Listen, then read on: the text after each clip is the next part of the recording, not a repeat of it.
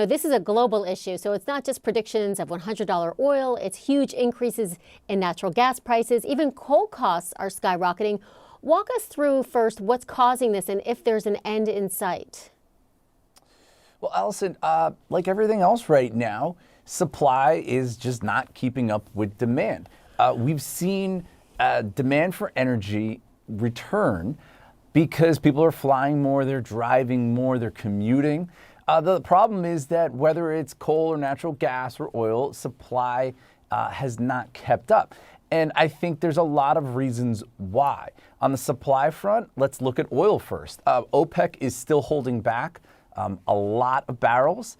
It took off an unprecedented amount of production back in March and April of 2020, and it's been gradual, very slow to return those barrels.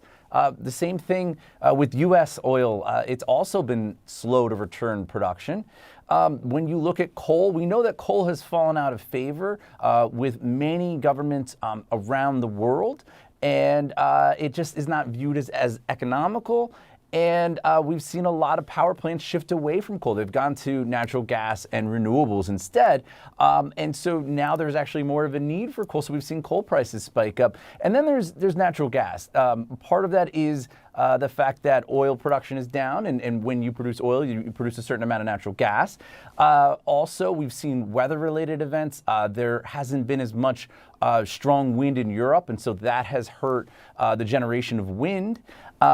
And the other thing with natural gas is to remember that, Russia is a huge player on the natural gas front. And Russia is actually exporting less natural gas today to Europe than it was in 2019. And the IEA recently basically called out Russia and said they think that Russia can do more.